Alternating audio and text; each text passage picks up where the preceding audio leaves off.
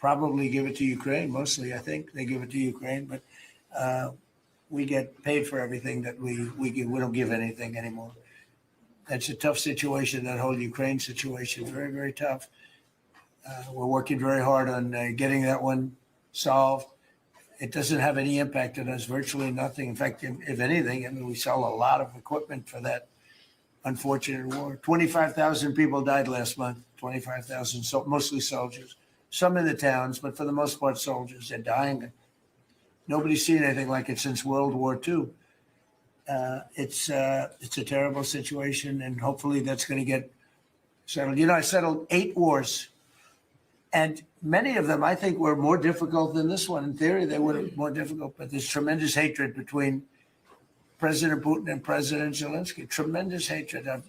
I've seen it before, but I've never seen maybe to this extent.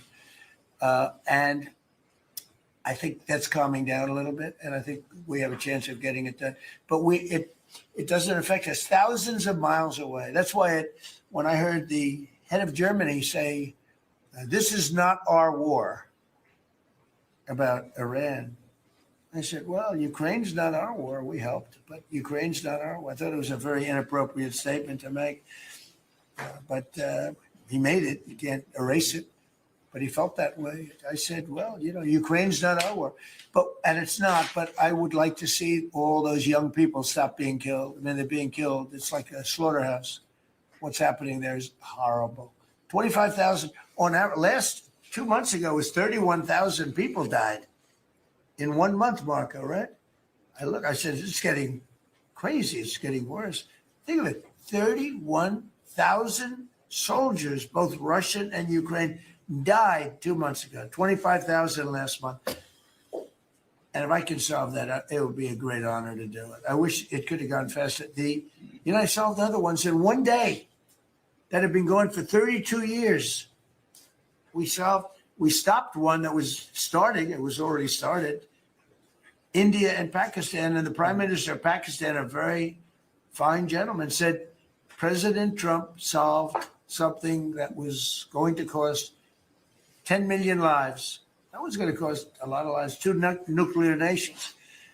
And those were complicated, but we got them done quickly. This one is, it's a shame. And the only reason I'm doing it, frankly, is because I want to stop death. I want to stop the death from happening. I think I'm going to go with a man that I've missed, Brian. I haven't seen you in a long time. I miss you. He's been in a very strange location. I don't know.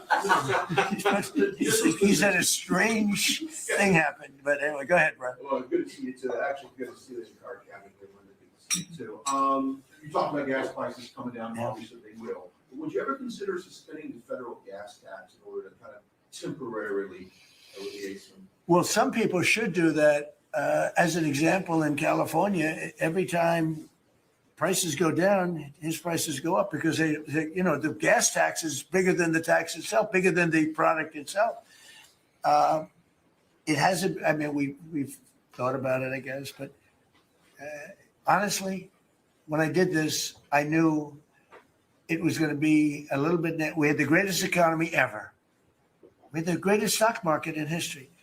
I said, we're going to take a little bit of a hit, a short-term hit. It's going to end up going much higher than it was, in my opinion. I said we're going to have a great stock market.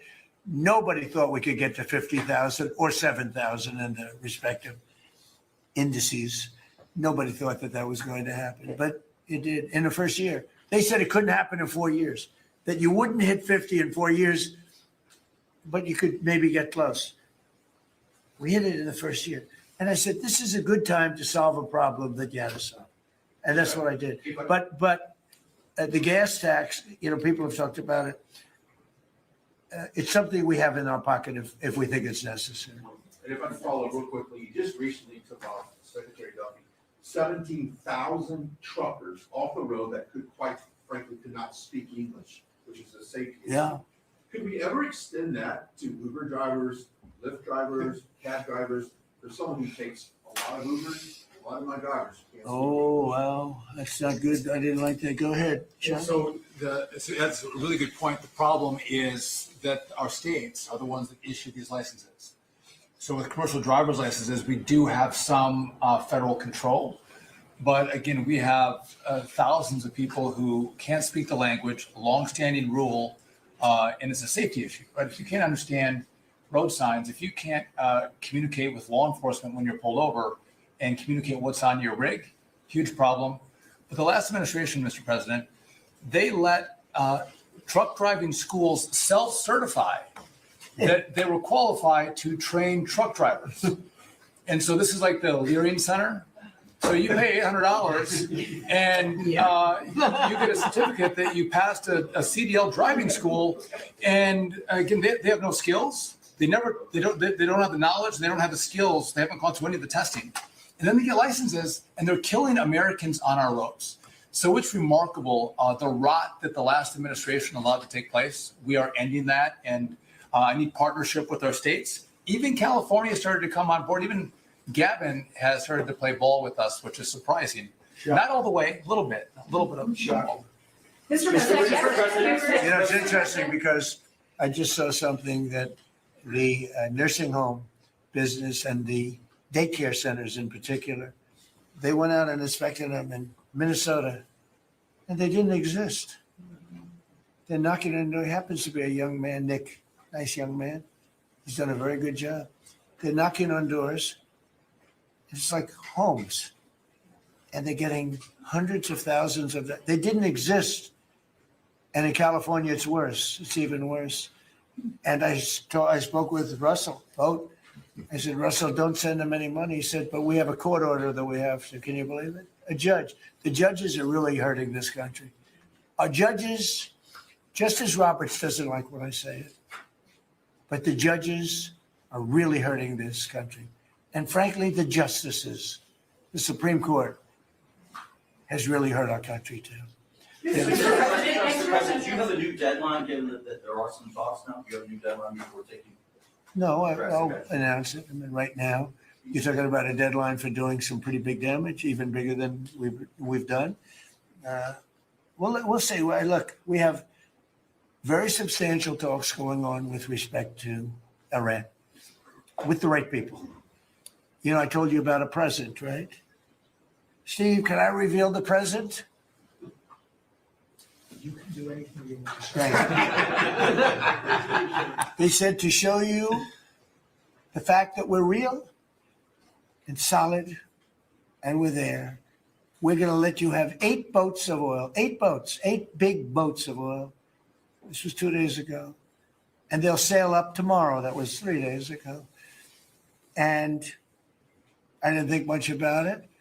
And then I watched the news and they said, a very good anchor, actually, happened to be Fox. But I watched it and he said, something's unusual happening. There are 8 boats that are going right up the middle of the Hormuz Strait. 8 big tankers are going loaded up with oil right through.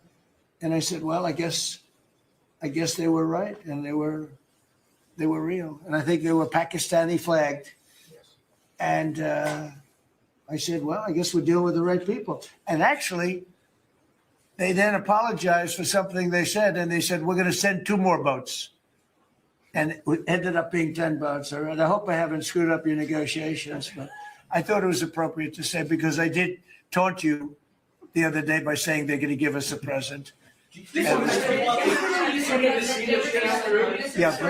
illegal immigrants who were arrested at San Francisco airport for ignoring deportation orders. At the same time, as you highlighted, really great reception from American travelers for ICE agents. Is there a PR aspect of this that can allow future deportations to go on with less protesting, less outrage? Yeah, it's amazing, because by putting ICE there, look, the press was very unfair to ICE. So was everyone else. These are great American patriots. They have a tough job. They have to find murderers and take them out of our country. I wouldn't want to do it. You wouldn't want to do it. Most people wouldn't want to do it.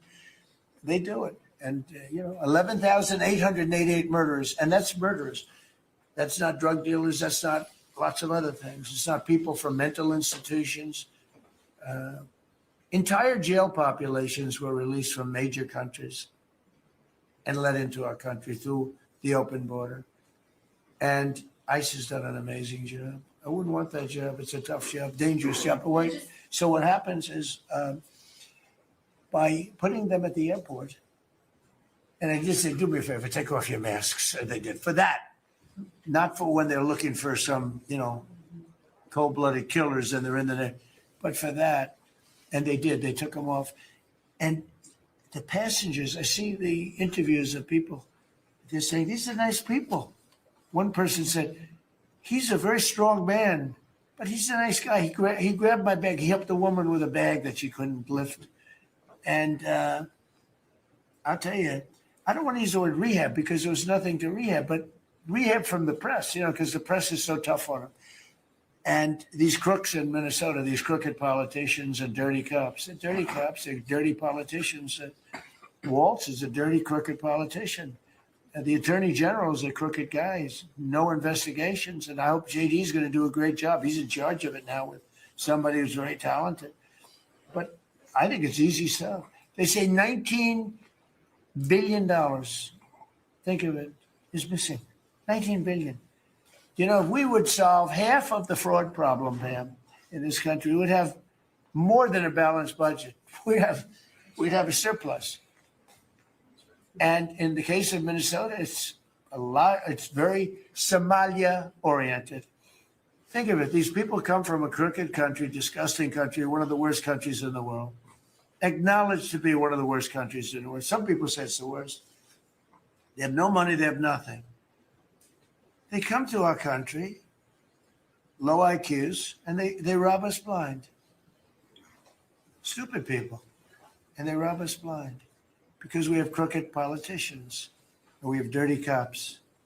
The attorney general is a dirty cop. It's my opinion. It's only my opinion. And something should be done about him. Let's see what kind of job he Mr. can President, do. yesterday you said that you hate mail-in ballots. Excuse me? Should Iran be able to charge a toll for the Strait of Hormuz? They're charging some vessels to go through. Oh, yeah. Well, should they be able to? I mean, they shouldn't be able to, but they're doing it a little bit.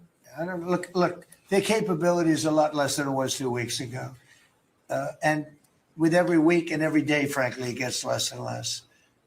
All I can tell you is they're begging to make a deal. So let's see what happens. We may make a deal. Yesterday you said that you hate mail-in ballots. Tell me about mail-in ballots. Go ahead. You mean I used a mail-in ballot? You probably said, yeah, I did. Why did you You know use what? that? Is Because there I'm a president bias? of the United States, and because of the fact that I'm president of the United States, I did a mail-in ballot for elections that took place in Florida because I felt I should be here instead of being in the beautiful sunshine But you taking. were in Palm Beach, sir, the last few weekends. That's right. And I decided that I was going to vote by mail-in ballot because I couldn't be there because I had a lot of different things. But, we have exceptions for mail-in ballots. You do know that, right?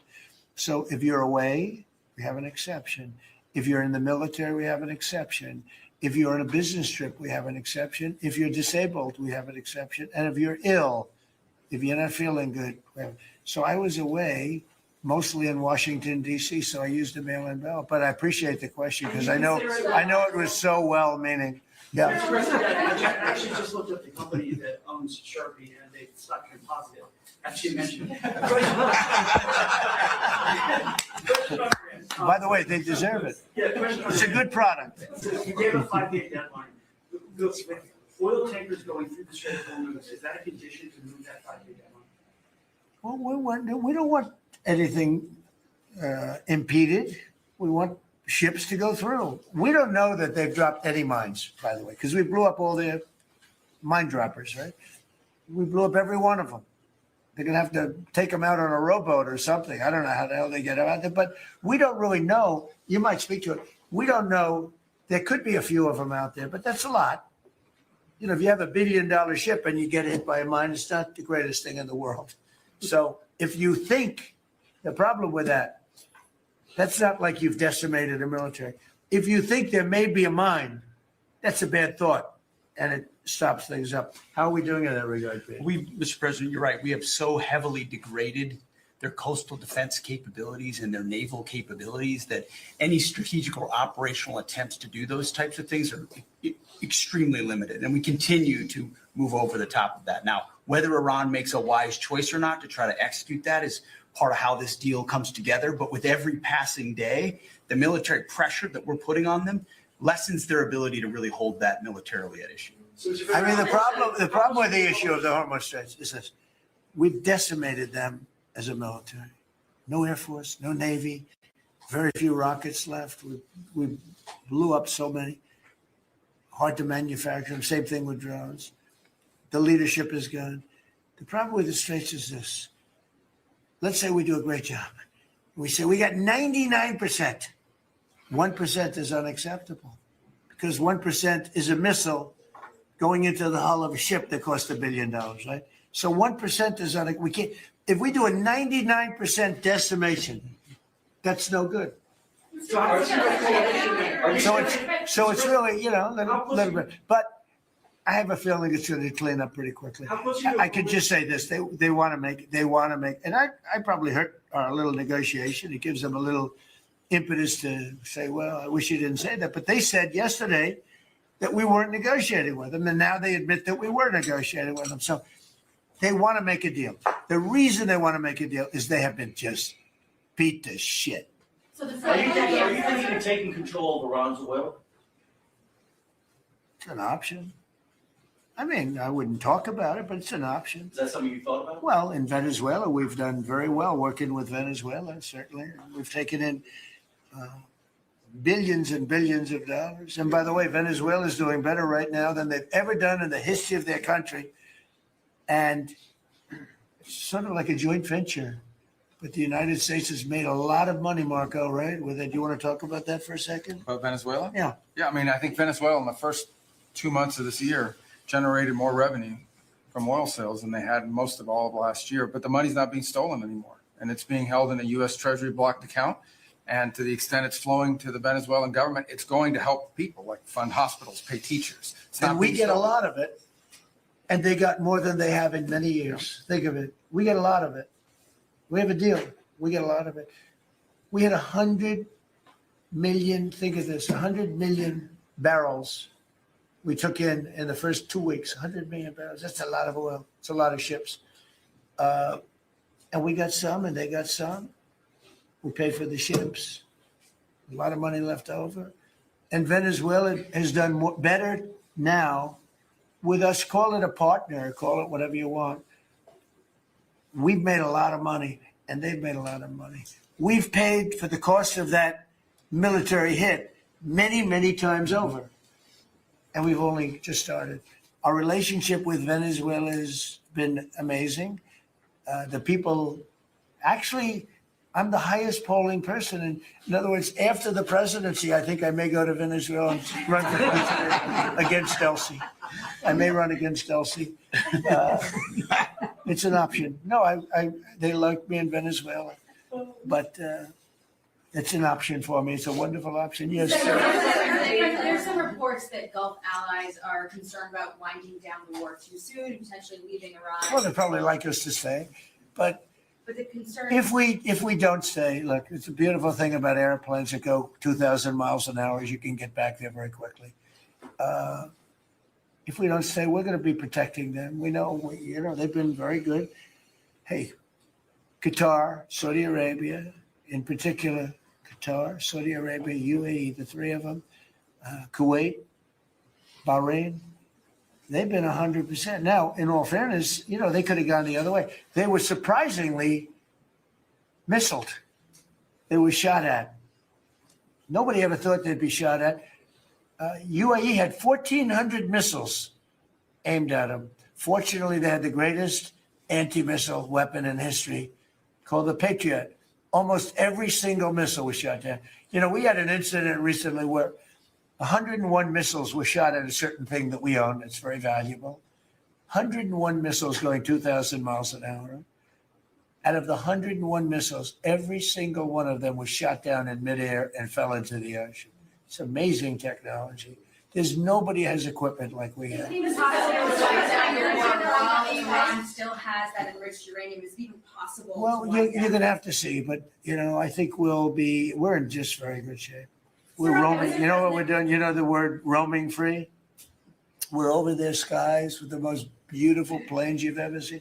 roaming free, there's not a damn thing they can do about it. And it would be nice if, like the fake news New York Times, which writes so fake, and the Wall Street Journal is terrible, terrible. I mean, I read a story today that I'm desperate to make a deal. If I was desperate, he'd be the first to know. Pete, let's get the hell out of there. I'm the opposite of desperate. I don't care. I want to know. In fact, we have other targets we want to hit before we leave. We're hitting them on a daily basis. No, I don't talk about you. I can't talk about specifics. A lot of people say that wouldn't matter. Maybe it does matter. Who knows? But I wouldn't talk. It's like the question this young lady asked. Sorry, but I embarrassed her. I don't want to embarrass you because I think I think she's a friendly reporter, so I'm sorry. But I can't say what we're going to do because if I did, I wouldn't be sitting here for long. They'd probably, what is it called? The 25th Amendment? They'd institute the 25th Amendment, which they didn't do with Biden, which is shocking. The hard question is, are they safe enough to leave the region? Because Steve said that they've got enough uranium to make 11 bombs. That's a very scary thing. So, well, it's again, I can't talk to you about that. You're asking me a question. You're essentially saying, will I go in and do something? I can't talk to you about that. We're looking at a coalition of ships to help, warships to help Yeah. protect tankers. How close are you to getting that coalition? Well, we have a coalition for them, but they should have been up here a long time ago. And they're affected. The amazing thing is we don't need the Hormuz Strait. We don't need it. We don't need it at all. We have so much oil. Our country is not affected by this. We have twice the amount of oil as Saudi Arabia or Russia, and soon it'll be 3 times the amount. Chris, do you want to speak to that for a second? Yeah, that's correct. Our total oil production is greater than Saudi Arabia's plus Russia, and more than we consume in the United States. So we're the largest. Pretty Yeah, good. pretty You know what they call it? Drill, baby, drill. Mr. President. Anything else you want to say? Well, and same thing for natural gas. We went, before your first term, we were the largest exporter of natural gas in the world. Today, we're just by far the largest. I mean, we're the largest importer. Now we're by far the largest exporter, and it's growing rapidly this year. New facilities are coming online. New production is ramping up. We're doing an amazing job. We're getting a lot of help from that man right over there. He's getting approvals done quickly and very environmental. He's an environmentalist, actually. He does a great job, but he gives you a fast approval or rejection. Do you have anything to say? Well, back on Venezuela, where Chris and I have both had a chance to be there, I literally think they're going to put up a statue to President Trump. And it's not a political statement. It's an actual thing. So. That would be a great honor. No, because it's like they view President Trump like Simon Bowler. He's the liberator of a country. And this is a country where they love American baseball. You look on the street, they're wearing NBA jerseys. And Delcy and her team working with us, getting back. Chris and I both experienced it was the first time in Venezuelan history that they had the free press allowed to come on to essentially where the White House, the Palacio Miraflores. And it was an emotional thing for people that had been for 20 years that never had a chance to be there. So whether it's and then production, it's showing up in production. The American companies that are coming back, most of those American companies have many American Venezuelan team members. One company in Houston's got 600 Venezuelan Americans that know more about reviving that industry. So their GDP is 1/4 of what it was before. They want to get back. They remember what it was. Their production on oil production is climbing towards 50% increase just in the 3 months we've been here. That flows to American refineries on the Gulf Coast, lowering the price of gas in America. So Forget that. When are they going to do the statue? The hell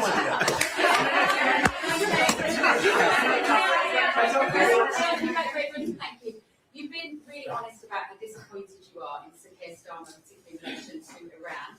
So I'm curious about your phone calls with him, how easy they might be. And also, were you surprised by... Are we talking about Starmer? Yes. Are you surprised by how weak... I think he's a lovely man. I do. I think he's a lovely man. But I think he did something that was shocking. He didn't want to help us. And maybe in particular that country, the longest bond, the longest ally. Australia too. Australia was not great. I was a little surprised by Australia. I wouldn't say anybody was great other than the 5 countries in the Middle East. We never really had very much support. We spend trillions of dollars supporting countries, and this is Little League. This isn't the big league deal. This is sort of Little League pool for us. This was look, we decimated them in a period of a week. In the first week, it was over. In the first few days, it was over. I think the Navy took us 3 days to essentially annihilate it. They weren't there. So if there's ever a big one, which I hope there's not, but if there's ever a big one, I don't think they're going to be there. And that's not fair. And we have to remember that as a country, because we spend trillions of dollars protecting Europe, protecting the countries of NATO. They weren't there for us for small time. This is small time. You know what? Venezuela is a big deal, but it's not the big one. They weren't there. So what makes you think they'd be there if we needed them for something? And your prime minister was not there, as you know. He was there after we won. He said, we'd like to send some ships. I said, we already won. We don't need them anymore. But can you explain why he was reluctant to help? Why what? Why he was reluctant to help with Iran? He didn't have to. I didn't ask him. I just said, just tell me no. I mean, we're always going to be there, or at least we were. I don't know about anymore, to be honest with you. I would have to be honest. We were always there when they needed help. We always would have been there when they needed help. I mean, think of it. We're there to protect Europe from Russia. In theory, it doesn't affect us. We have an ocean, big, fat, beautiful ocean. But we're there to protect NATO, to protect them from Russia. But they're not there to protect us. It's ridiculous. It doesn't make sense. I tell you, a lot of people were big NATO people. I was never big. It was okay. I got them to pay 5%. By the way, they haven't paid it yet. You know that. You know, I got them to pay 5% from 2% to 5%. They didn't pay it yet. I got them to pay up to 2% because they weren't paying the 2%. Then I got them to pay 5%, which they should be at. And we had a lot of, oh, that was great. Oh, only Trump could do it. But the problem is they haven't paid. Because if you look at the numbers, they haven't paid yet. So we were there for them, but they were not there for us. Did we need them? No. I never thought we needed them. I was more doing a test. I said, I really would love to have you come up. Bring your boats. You can sail through the beautiful Hormuz Straits, and you can protect people that are being shot at. They didn't do it. And that's small potatoes. Do you understand what I'm saying? Yeah, I do. Go ahead. I was just going to say, does it affect the state visit with the king that you're going to have in April? Are you looking forward to that? With the king? With the king No. coming here? No, he's a friend of mine. He's a great gentleman. As you know, he honored me and our country. He really honored our country. But we had an amazing time. I've known him as Prince Charles. I know him as King Charles. I'm proud of him. He's fighting a tough battle. He's tough. I think he's a fantastic. It has nothing to do with that. It's different. But he's going to be here very soon, as you know. We're going to have a state dinner. It's going to be great. But I was very disappointed when the prime minister said, I won't be able to. It started with the island that the indigenous have claimed away from your country. And for some reason, you went for it. And all of a sudden, indigenous people that never saw the place, they never saw it. He was afraid that we would do something to himself because he's a liberal. That's the way they think. And when we needed the island to land that beautiful B-2 bomber, we were told we can't use it. We'd have to fly back to Missouri, which is a 17-hour flight, as opposed to a couple of hours. And I said, you got to be kidding. Not good. They made a big mistake. Is the Friday deadline for Iran, is that pushed back now, or if not? I don't know yet. I don't know. Mr. Witkoff and JD and Jared will tell me whether or not they think it's going along. And if it's not going along, maybe not. And we have a lot of time. You know what? It's a day. In Trump time, a day, you know what it is? That's an eternity.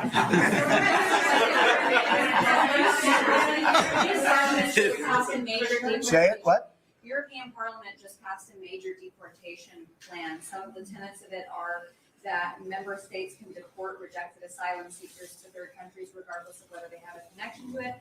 It allows for detention periods of up to 2 years and also offshore return hubs or detention centers similar to ours. Who did this? Which country? European Parliament, and the vote was not close. It was 389 in Good. favor to 208 against. I'd vote with them, yeah. Europe is where you are now. Do you think that will move the needle with Democrats?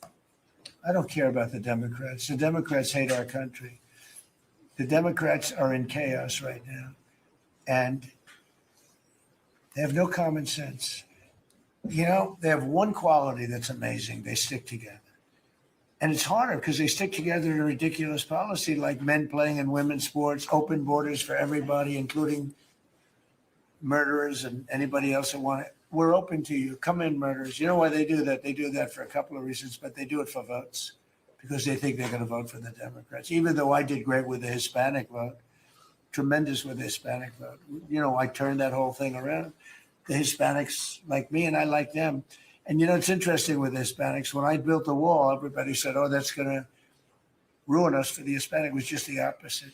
They know all about immigration and they know all about death and crime, and they're smart people and they have common sense. They wanted to be protected from the people that were coming into our country.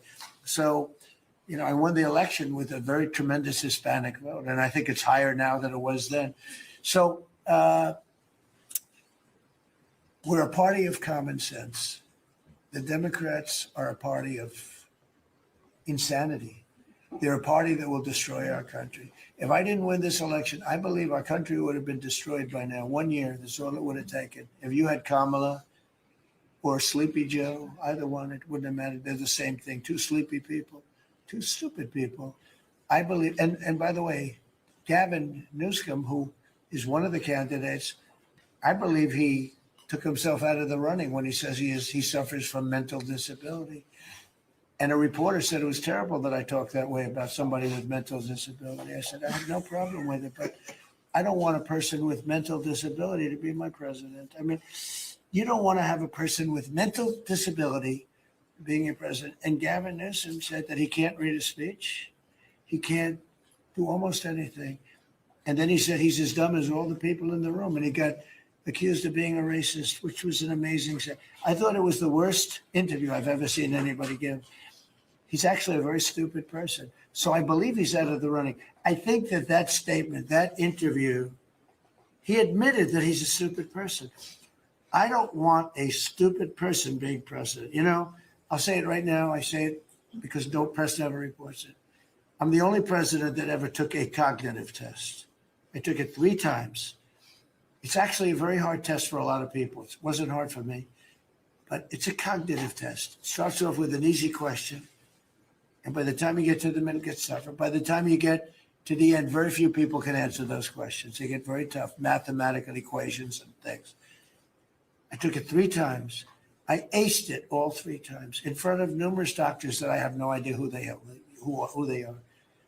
And I was told when I went in, they said, Doc Ronnie told me this. My current doctors are fantastic doctors. They said, well, if you take it, you know, it's Walter Reed. It's essentially a public hospital. And if you do badly, it's probably going to get out. But I aced it. I got them all right. And one doctor said, I've never seen anybody get them all right. I've been doing the test for 20 years. I want people, I would love to see anybody that's a president or a vice president or anybody that has any chance of being a president. I would like to see them take a cognitive test, because we had a man in this office that had no clue what was happening. And let me give you a little secret. He wasn't a smart man 30 years ago. And I'll tell you about President Obama. He wasn't a smart man either. I know all about him. He wasn't a smart man, highly overrated. He was a great divider. And our country can't go through that anymore. Can't go through. We have done an amazing job. I had to do a little stopover. I call it an excursion.